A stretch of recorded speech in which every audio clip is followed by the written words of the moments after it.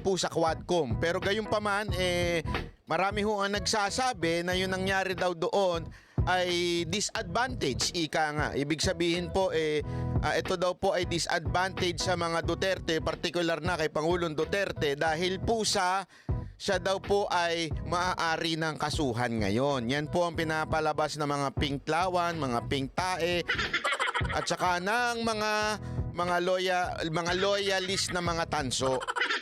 Yan ho ang kanilang pinalalabas. Pero gayon pa man, alamin po natin ang katotohanan. Mamaya ho, may kikwento po tayong malupit sa bandang dulo. Abang-abangan nyo po, panoorin nyo hanggang dulo dahil marami po tayo kikwento ngayon. Marami tayong ilalahad na katotohanan para maunawaan po natin ano ba talaga itong nangyari sa Quadcom. Ito po ba ay menos o disadvantage kay Pangulong Duterte? Ito po ba ay nakabawas sa kanya? Ito po ba ay maaari nang gamitin upang siya ay hatulan at akusahan at makulong? Hindi lamang po sa ating bayan, pati sa ICC. O, abangan po natin panoorin po natin ito.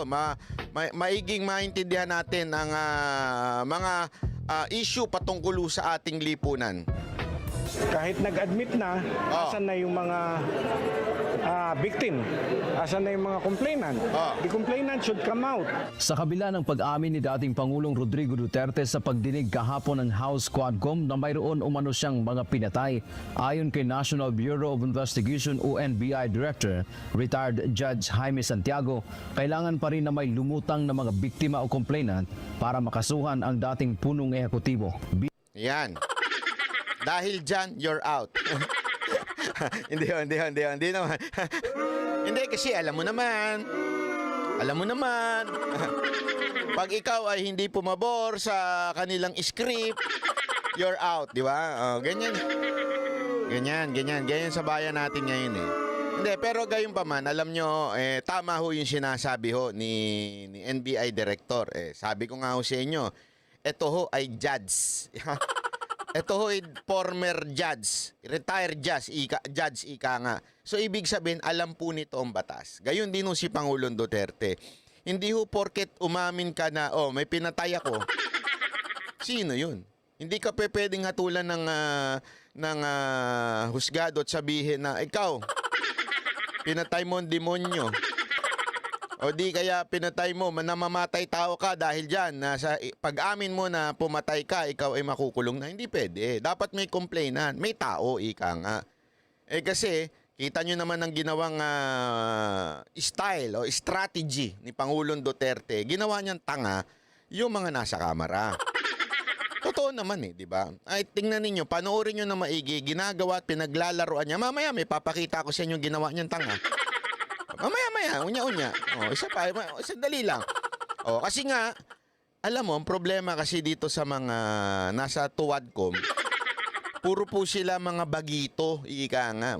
Pagdating mo sa batas, ito ho yung mga masasabi mong ang karunungan ay nasa libro. Alam nyo, kasi malaki ho ang difference niyan Malaki ho ang difference ng karunungan mo dahil lang nag-aral ka. Hindi ko sinasabing huwag ka mag-aral, ha? Ay importante na ikaw ay mag-aral at ikaw ay may alam pagdating ho sa batas. Pero pagdating na ho sa ground, yung application, ika nga, kung papaano ka makakasuhan, kung papaano ka makakakuha ng probable cause, kung papaano ka makakakuha ng beyond reasonable doubt na judge, yung judgment sa'yo, napakahirap po niyan. Kaya nga sinasabi ni Pangulong Duterte, umatay ako. Bakit? Ng DDS. Ano? I claim full responsibility. Di ba yung mga ganyan-ganyan litanya si Pangulong Duterte? Ano nangyayari? Na-excite ang mga tanga. Hindi totoo po walang biro. Na-excite to ang mga tanga. Uy, naku, umamin. Naku, pwede na ikulong yan. May gayan silang eksena. Umamin na yan. Pwede na ikulong yan. Masyado silang excited. Hindi nila alam. Pinaglalaroan lang sila ni Pangulong Duterte. Alam mo, si Pangulong Duterte, matanda na. Tumanda na ho yan bilang piskal, mayor, congressman, at lalong-lalo na presidente. Tumanda na po yan na nandyan. Tapos sasabihin nyo, ang magtatanong sa kanya, yung mga bagitong hindi man lang naging trial lawyer. Di ba? Tama, mali? Yung mga yan, hindi naman yan na naging trial lawyer. Wala akong mga alam niya mga animal na yan. Tapos magmamagaling. Ilang dating huwes, paliwanag ni Santiago, dapat may magpatotoo para formal na maisampa ang kaso sa husgado. Kahit magsisigaw ako ngayon na marami akong pinatay, pero wala naman dumadating na complainant against me, hindi ako pwedeng makasuhan. Ganun po yun. Dagdag pa nito, kahit ang NBI ay hindi magsasagawa ng investigasyon kung wala namang handa na magreklamo. Kahapon, nandun yung mga victim ng alleged victim ng EJK, no? Extrajudicial killing. Kung may magka-come out sa kanila and openly file a complaint, then we will investigate. Kung wala naman kaming maimbestigahan. Si Executive Secretary Lucas Bersamin na dating punong maestrado ng Ito pa, punong maestrado ito ha. Ibig sabihin na sa Supreme Court ito dati, tingnan nyo sasabihin ito. Korte Suprema, sinabi na mahirap magbigay ng hatol sa pahayag ng isang tao. Having made myself a judge for 34 years, when you say something, it's really not easy to make a judgment based on what one says or that. Yan nga yung sinasabi natin kasi hindi pa pwede. Hindi pa pwedeng, kunwari ako, sabihin ko, ako ay nagnakaw. Kailangan mong patunayan ngayon sa husgado. Ano ba ninakaw niya? 'Di ba? Sino ba ninakawan niya? Hindi porket sinabi ko, ako, nagnakaw ako. Kaya nga yung iba dyan, aamin na sila scammer. Di ba?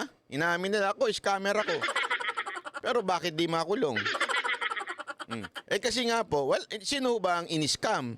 Sino po ba magrereklamo na na-scam siya nitong tao na ito? Yung iba naman, hindi umaamin na scammer, pero scammer. Marami nga, vlogger. Yung mga panay ang message sa mga OFW, tapos i-scamin. Hindi sila umaamin, pero may na-scam sila. Yun ang totoo. Ikaw talaga. Ikaw talaga ba natbay? Hindi, totoo naman, di ba?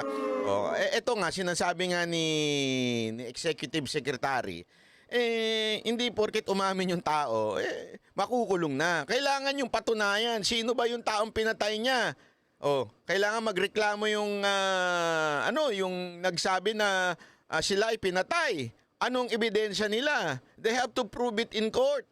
Hindi porket, ang ebidensya namin, inamin ni Duterte. Ano? Ang inamin ni Duterte ay siya ay mamamatay tao ng kriminal. Wala naman po siyang inamin na ako, mamamatay tao ko dito sa tao na ito, pinatay ko ito. Ito, pinatay ko ito. Wala siyang ganun. Kaya nga, napaka-imposible mga kababayan. Alam nyo, mga kababayan, tanga lang talaga. Yung marami sa mga kamera. Ayoko nilang banggiting Quadcom pero marami talagang tanga doon. Kasi tuwan-tuwa sila Tuwan-tuwa sila, napaamin-amin na si Duterte. Ang tanga nito mga to. Akala naman nila may mangyayari doon. At sa katunayan mga kababayan, yan pa nga ang nagustuhan ni Pangulong Duterte.